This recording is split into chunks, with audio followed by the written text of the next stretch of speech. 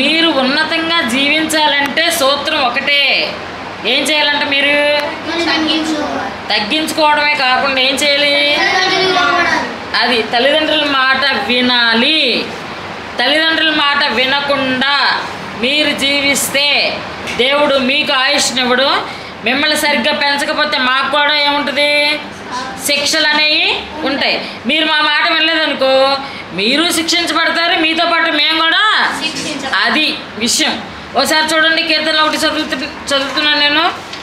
దుష్టుల ఆలోచన చొప్పున నడవక, పాపుల మార్గమున నిలవక, అపహాసకులు కూర్చుండి చోటను కూర్చుండక, యెహోవా ధర్మశాస్త్రమునందు ఆనందించుచు దివారాత్రము దానిని ధ్యానించేవాడు ధన్యుడు. అంటే దుష్టులు అంటే దుష్టులు అంటే ఏం చెప్పాను? చెడ్డవారు. దుష్టులు అంటే ఎవరు? చెడ్డవారు. చెడ్డవారు ఆలోచనలు సాతానుడు చెప్పినట్లుగా ఉంటాయా, దేవుడు చెప్పినట్టుగా ఉంటాయా? సాతానుడు చెప్పినట్లుగా ఉంటాయి. వారి ఆలోచనలు చెడు, వారి ఊహలో చెడు, వారి మార్గాలు కూడా తిన్నగా ఉంటాయా, వంకరగా ఉంటాయా? అది అలా దుష్టులు ఆలోచన చెప్తారు. ఏమని? ఈరోజు క్లాస్కి వెళ్ళకపోయినా ఏమైంది? పర్వాలేదు, బుధవారం క్లాస్కి వెళ్ళాలా? అవసరంలా. వారానికి ఎన్నిసార్లు ప్రార్థనకి వెళ్తే సరిపోద్ది?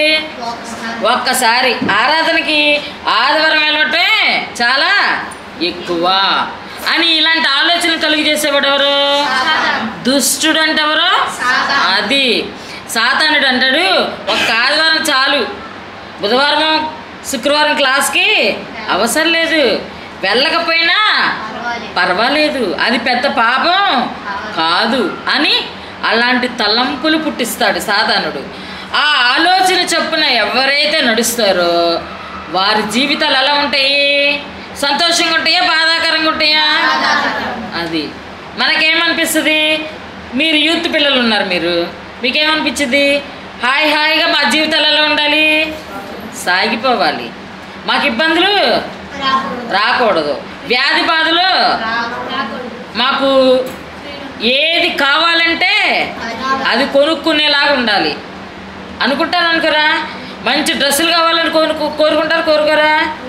మీకు మంచి డ్రెస్సులు కావాలి, మంచి వాచ్ కావాలి, అలాగే మంచి షూస్ కావాలి, మంచి శాండిల్స్ కావాలి, అన్నీ కావాలి, మీకు కోరుకున్నవన్నీ కావాలి. కానీ మీరైతే ఎవరికి లోబడరు? అబ్బా, మీరు మంచోళ్ళ స్వార్థపరులా? స్వార్థపరులకి ఏవి దక్కుతాయా, దక్కవా? అది గుర్తుపెట్టుకోండి. నాకు అన్నీ సక్రమంగా జరగాలంటే ఒకటే మార్గం, నువ్వు దేవునికి లోబడాల్సిందే. నీకు నచ్చినా నచ్చకపోయినా నువ్వేం చేయాలి? బుధవారం క్లాస్కి రావాల్సిందే, శుక్రవారం క్లాస్కి రావాల్సిందే. సాధారణుడు పెట్టే తలంపుల్లో నువ్వు పడిపోకూడదు. అలాగే పాపుల మార్గం. పాపులు ఎలా ఉంటారంటే వారి ఆలోచన విధానం ఎలా ఉంటుంది చెప్పండి? పాపులు చెడు మాటలు మాట్లాడుకుంటారు, చెడును ఊహిస్తారు, చెడును అభ్యసిస్తారు. వీరందరూ ఎవరు చెప్పినట్టు నడుచుకుంటారు? సాతానుడు చెప్పినట్టు నడుస్తున్న వాళ్ళకు వీరు సాతాను చెప్పినట్టు నడుస్తున్నారని మనం ఎలా గుర్తుపట్టచ్చు అంటే, వాళ్ళు క్లాసులకు రారు, రోడ్ల వెంబట అలాగా ఏం చేస్తారు? తిరుగుతూనే ఉంటారు. కుదిరిగా కాలు ఒక చోట ఉండదా? అటు ఇటు తిరుగుతారు. తిరగరా? అలాంటి వారు పాపులు. మీరు మిమ్మల్ని అనుకుంటారా పాపులని? దేవుడు అంటున్నాడు కాబట్టి మీరు ఊరుకుంటున్నారు. కానీ అదే మీరు పాపుల మార్గాన్ని నడవమాకండి అని అనుకో, మీకేమొచ్చుద్ది? అబ్బో, ఏంటి ఆంటీ గారు పాపుల మార్గం, మేము పాపులమా ఏంటి, మేము పాపులతో సహవాసం చేస్తున్నామా ఏంటి అనిపించింది మీకు. కానీ నేనైతే అనట్లా. ఎవరు చెప్తున్నారు ఇక్కడ? మీరు పాపుల మార్గమున నడవక అంటే పాపుల మార్గం నడిచేవాడు క్లాస్కి వస్తారా? రారు. ఆరాంసే నడుచుకుంటా, చెడు మాట్లాడుకుంటా, చెడుని ఊహించుకుంటూ సంతోషంగా అవే ఆనందం అనిపించింది ఆ మాటలో. కానీ తుదకు అవి ఎటువైపు తీసుకెళ్తాయి? మనల్ని నాశనమునకు తీసుకువెళ్తాయి. అర్థమైందా? పాపం చేయవాడే మరణించాలని ఉంది. ఒకసారి చూడండి, యెహెజ్కేలు గ్రంథం తీయండి ఒకసారి చూడండి, 18వ అధ్యాయం 20వ వచనం చూడండి, పేజ్ నెంబర్ 700 చూడండి. పాపం చేయవాడే మరణము నొందును. పాపం చేయవాడు ఏమవుతాడంట? చెప్పండి నాకు గట్టిగా. అది అంటే మీరు చేసేటువంటి పనుల వల్ల మీకు ఏమొస్తుందంట? అది పాపుల మార్గమున నడవద్దు అన్నాడు. పాపము చేయవాడే ఇక్కడ మరణము నొందును అని దేవుడు చెప్తున్నాడు యెహెజ్కేలు గ్రంథ ప్రకారం. అలాగే 4వ వచనంలో చూడండి, 18:4లో మనుషులందరూ నా వశంలో ఉన్నారు, తండ్రులేమి కుమారులేమి అందరూ నా వశంలో ఉన్నారు, పాపం చేయవాడు ఎవడో వాడే మరణము నొందును. Simple direct statement. పాపం ఎవరైతే చేస్తారో వాళ్ళు ఏమవ్వాలంట? చెప్పాలి నాకు. కానీ మీకు ఆ మాట అనటానికి కూడా నోరేమిద్ది? బిగిసిపోద్ది. సాతాను నోరు తెరవనిస్తాడా? అది ఒక వ్యక్తిని సాతాను పరిపాలిస్తున్నాడు అంటానికి గుర్తే వారు పాపుల మార్గంన నడుస్తున్నారు. మరి మనకు లోపం తెలిసింది, మనం ఏం చేయాలి? సరిదిద్దుకునేవాడు ఎక్కడికి వెళ్తాడు? పరలోక రాజ్యానికి వెళ్తాడు. నాకు అవసరం లేదంటే ఎక్కడికి వెళ్తారు? నిత్య నాశనానికి వెళ్తాడు. మీరు ధనవంతుడు లాజరు కథలో మీరు విన్నారు కదా, ధనవంతుడు ఎక్కడికి వెళ్ళాడు? ఈ లోకంలో హాయిగా జీవించాడు. మరణించిన వెంటనే ఎక్కడికి వెళ్ళాడు? పాతాళానికి వెళ్ళాడు. ఎక్కడికి వెళ్ళాడు? ముందు పాతాళం, తర్వాత దానికన్నా ఎక్కువ గ్రేడ్ ఏంటి? నరకం. అర్థమైందా? దేవుడు చిత్తానుసారంగా జీవించిన లాజరు ఎక్కడికి వెళ్ళాడు? పరదేశికి వెళ్ళాడు. అటు ఇటు చెప్పమాకండి, ఇటు అటు చెప్పమాకండి. అర్థమైందా? లాజరు భక్తిగా జీవించాడు. ఒంటి నిండా కురుపులుండి దురద వచ్చి ఇలా చిల్ల పెంకులతో ఇలా గీక్కుంటా కూడా ధనవంతుడి బల్ల మీద నుండి పడ్డ రొట్టె ముక్కలు తిని తన ఆకలిని తీర్చుకున్నాడు. కానీ నీతిగా జీవించాడు, ఒక్క పాపం చేయలేదు. అతడు మరణించాడు. దేవదూతలు వచ్చి ఎక్కడ తీసుకెళ్లారు? అబ్రహాం రొమ్మున ఆనుకున్నటకు తీసుకువెళ్ళారు. అలాగే ధనవంతుడు చనిపోయాడు. కళ్ళు తెరవగానే ఎక్కడున్నాడు? పాతాళంలో ఉన్నాడు. కాలిపోతుంది ఆత్మ. ఈ శరీరాన్ని కాల్చే అగ్నేమో భూమి మీద ఉంది, ఆత్మలు కాల్చే అగ్ని ఎక్కడుంది? పాతాళంలో ఉంది. అక్కడ వేదన పడుతున్నాడు, పళ్ళు కొరుకుతున్నాడు, ఏడుస్తున్నాడు. అలాంటి దుఃఖకరమైన స్థితి ఉందని ఈనాడు మానవులు ఎవ్వరూ తెలుసుకోరు. మేము లేచామా, మా ఇష్టం వచ్చినట్టుగా జీవించామా, సెల్ ఫోన్ చూసుకున్నామా, ముందు బైబిల్ పట్టుకోరు, లెగ్గానే ఏం పట్టుకుంటారు? Cell phone. చాలామంది రాత్రి నిద్రపోతా కూడా మరణించే వాళ్ళు ఉన్నారా లేదా? మరి ప్రాణంతో లేస్తున్నప్పుడు తెల్లారు ఏం చేయాలి మనం? అది నాయనా ఈ రాత్రి అంతా మమ్మల్ని కాచి కాపాడేవయ్యా, ఈ నూతన దినాన్ని నా జీవితంలో ప్రసాదించావు, నేను నీకు లోబడినట్లు చేయండి. అదే దేవుడు మనకి. ఇప్పుడు ఎవరైనా చనిపోయే వాళ్ళకి నువ్వు రేపే చచ్చిపోతావంటే నిద్రపోతారా? నిద్రపోరా? వాళ్ళకి ఏమైస్తుంది? వాళ్ళు జీవించిన జీవితాన్ని బట్టి వాళ్ళకి ఏం కలిగిద్ది? భయం, ఆందోళన. నేనేమైపోతాను, ఇంతకాలం హాయిగా జీవించాను, అమ్మో రేపే చచ్చిపోతానన్నారు, అమ్మో నేను చచ్చిపోతే ఎక్కడికి వెళ్తాను? పాతాళానికి వెళ్తానని నిద్రపోతారా? మరి జీవితకాలం అంతా దేవుడు నీకు 70 సంవత్సరాలు 80 సంవత్సరాలు ఇస్తే నీ ఇష్టసారంగా జీవించి మీకేమో మళ్ళీ నిత్యరాజ్యం కావాలా? మీరైతే దేవుడు మాట అంటారు కానీ మీకేం కావాలి? మీరు ఎలాంటి వాళ్ళు? స్వార్థపరులు. మీరు దేవుడు చెప్పినట్టు నడుచుకోరు కానీ మీకేం కావాలి? నిత్యరాజ్యం.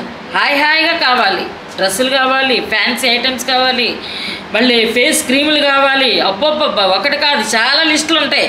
ఉంటాయా ఉండవా? మళ్ళీ ఫేస్ని నీట్గా ఉండటం కోసం పార్లర్కి కూడా ఏం చేస్తారు? వెళ్తారా వెళ్ళరా? నీట్గా ఉండటం తప్పు కాదు, మీరు శుభ్రంగా ఉండటం తప్పు కాదు. దానితో పాటు ఏది జోడించాలి? భక్తి. భక్తి అంటే ఏంటి? దేవుణ్ణి మెప్పించే పనులు చేయటమే భక్తి. అర్థమైందా? ఇప్పుడు మనకు అమ్మ దగ్గర నుండి ఏమైనా డబ్బులు కావాలనుకో, మనం ఏం చేస్తాం చెప్పండి? ఇంట్లో మమ్మీ అంట్లు తామునా, వాటర్ బాటిల్ పట్టేసానా, మరి అవన్నీ అన్నిటిని ఇల్లంతా నీట్ చేసేసానా అంటారు. ఎందుకు? మిమ్మల్ని షాపింగ్ తీసుకెళ్ళి ఒక మంచి డ్రెస్సు, చెప్పులు, వాచ్, అలాగే మీకు మరి బర్త్డేకి కూల్ కేకు ఇవన్నీ కావాలి కాబట్టి మీరు ఎవరిని మెప్పిస్తారు ఆ టైంలో? చెప్పకపోయినా ఏం చేస్తారు? చేస్తారా చేయరా? అంటే చూడండి, మీకు ఎలా మెప్పించాలో తల్లిదండ్రులకు తెలుసు. ఎందుకు? మీ లాభాపేక్ష కోసం. మరి మీరు ఇంత తెలివిగల వాళ్ళు, మీరు ఎవరిని మెప్పించాలి? భక్తి అంటే అది. నువ్వు దేవుని మెప్పించడానికి ఏ పనైనా చెయ్యి, దేవుడి నుంచి ఏమొస్తాయి నీకు? ఆశీర్వాదాలు వస్తాయి. అందుకే పాట ఏముంది? ఆశీర్వదించుము దేవా ఆదరణ నీవే ప్రభువా,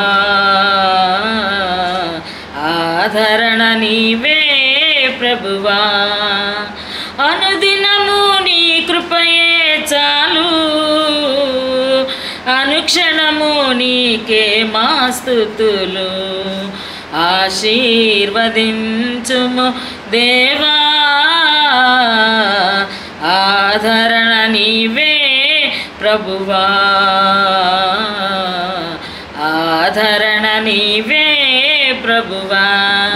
నీకు ఆశీర్వాదాలు కావాలన్నా, నీకు ఆదరణ కావాలన్నా నువ్వు ఎవరికి లోబడాలి? అది అసలు విషయం. అర్థమైందా? అలాగే కీర్తనలకు మళ్ళీ వచ్చేసేయండి మీరు. అయిపోవచ్చింది. కీర్తనలు 1కి వచ్చేసేయండి మళ్ళీ. ఇక్కడ చూడండి, అపహాసకులు కూర్చుండి చోటను కూర్చుండక. అసలు అపహాసకులు అంటే ఏంటి చెప్పండి నాకు? ఎదుటి వాళ్ళని చూసి ఏం చేస్తారంట? క్లాప్స్ కొట్టండి. అది ఒక దగ్గర కూర్చుంటారు యవనస్తులు అందరూ. మీకు నచ్చిన పిల్లలు ఎవరైనా వెళ్ళారనుకో ఏం చేస్తారు మీరు? వాళ్ళకి ఏం చేస్తారు? రన్నింగ్ కామెంటరీ ఇస్తారు. అబ్బో ఎలా నడుస్తుందో చూడు, అబ్బా ఏం డ్రెస్ వేసుకుందిలే ఏమా అబ్బా అని చెప్పి ఏం చేస్తారు? ఒకళ్ళు ఏదో ఒకటి వాళ్ళకి కించపరుస్తూ ఉంటే పక్కన వాళ్ళు ఏం చేస్తారు? ఎస్ ఏం చేస్తారు? Very good. అబ్బా ఇవైతే భలే అర్థమవుతున్నాయి మీకు. క్లాస్ కట్టుకోండి మీరు. అది అంటే అపహాస్యం చేస్తారంట. అపహాసకులు కూర్చుండు చోటను కూర్చుండొద్దన్నాడు దేవుడు. కానీ మీకు ఏది వచ్చింది? అపహాస్యం చేసే వాళ్ళ దగ్గరికి ఏం చేస్తారు? స్నేహానికి అమ్మ నాన్న పర్మిషన్లు కూడా అడగరు. ఏం చేస్తారు మీరు? వెళ్ళిపోతారు, గబగబా వెళ్ళిపోతారు వాళ్ళని ఎత్తుక్కుంటా. ఎందుకు? అదొక ఎంజాయ్మెంట్. అపహాస్యం చేసే వాళ్ళతో కూర్చొని సరదాగా ఏం చేస్తారు? వాడేలాగా, ఈఎంఐ ఇలాగా, వాడలాగా, వీడేలాగా అని ఏం చేస్తారు? అపహాస్యం చేస్తూ ఉంటారు, నవ్వుకుంటూ ఉంటారు. అది పాపము అని తెలుసా మీకు? అది తెలిసి పాపం చేస్తే శిక్ష లేదా చెప్పండి? తెలిసి చేస్తే 2 శిక్ష వచ్చిద్దా? అది మీ ఇష్టం, మీ జీవితాలు. మీకు ఫ్యూచర్లో యవనస్తులు ఉన్నారు. ఇప్పుడు నేను చెప్తున్నాను, కొంతమంది చదువులు పూర్తయిపోయినాయి. వాళ్ళు ఏమనుకుంటారు? మాకు మంచి భర్త కావాలి, వచ్చే అబ్బాయి మమ్మల్ని ఎలా చూసుకోవాలి? కట్టికి రెప్పలాగా ఏంటి చూసుకోవాలి, మాకు కావాల్సినవన్నీ అడగగానే తెచ్చిపెట్టేవాళ్ళే ఉండాలి. మరి చూడటానికి వచ్చే వ్యక్తి ఎలా ఉండాలి? కాస్త అందంగా ఉండాలి, హ్యాండ్సమ్ గాయ్ కావాలి అనుకుంటారు అనుకోరా? వీళ్ళైతే లోపడరు దేవునికి, వీళ్ళైతే లోపడరు. వీళ్ళకైతే ఎలాంటి వాళ్ళు కావాలంట? అందగాడు కావాలంట, కాస్త మనీ ఉండేవాడు కావాలంట, మళ్ళీ కోరినవన్నీ తెచ్చిపెట్టేవాళ్ళు కావాలంట.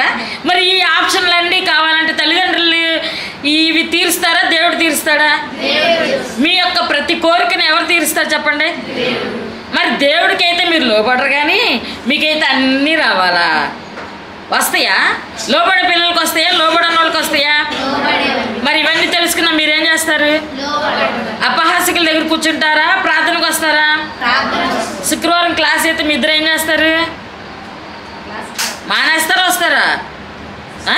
చెప్పాలి, నాకు నోరు తెరవాలి. మానేస్తారా? ఇప్పుడు వాక్యం విన్నావు కదా,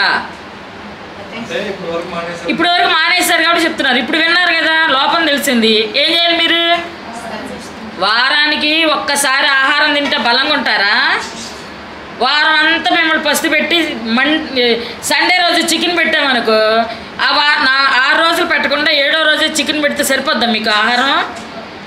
మీ శరీరానికి అయితే ఉదయాన్నే స్నాక్స్ టిఫిన్ కావాలి, మధ్యాహ్నం ఏమో లంచ్ కావాలి, మళ్ళీ 4 గంటలకు స్నాక్స్ కావాలి, నైట్ అయితే డిన్నర్ కావాలి. మీ శరీరానికి అయితే అన్నీ కావాలి. మరి ఆత్మకు ఆహారం ఏంటి చెప్పండి నాకు? వాక్యం. దేవుని వాక్యం చదవాలి, పాటలు పాడాలి, ప్రార్థన చేసుకోవాలి. అప్పుడు మీ ఆత్మ ఎలాగుంటుంది? అది శరీరం ఎప్పుడు బలహీనమైందే. ఈ శరీరానికి రోగాలు వస్తాయా రావా? జలుబులు వస్తాయా రావా? దగ్గులు వస్తున్నాయా రావట్లేదా? దగ్గలేక డొక్కలు నొప్పులు వస్తాయా అంటున్నారా లేదా? మరి అది పరిస్థితి. అంటే మీకు ఒంట్లో బాగట్లేదు, మీకు ఇబ్బందులు, మీకు అన్నీ జరుగుతున్నాయి, కానీ మీరు ఎవరికి లోబడరా? అమ్మా ఎంత స్వార్థమో చూడండి అసలు. అంటే అపహాసకులు కూర్చుండే చోట కూర్చోకూడదు. దేవుని పిల్లలతోనే సహవాసం చేయాలి. ఒకవేళ మన దగ్గరికి అన్యుల పిల్లలు వచ్చారనుకో, వాళ్ళని ఎక్కడ తీసుకురావాలి? దేవుని వద్దకి నడిపించాలి. ఈ రోజుతో ఈ యొక్క 2 వచనాలతో ఆపేస్తున్నాను. నెక్స్ట్ వారం కంటిన్యూ చేద్దాం. అందరూ మీరు చిన్నపిల్లలు లేచి నిలబడితే ప్రార్థన చేసుకుందాం.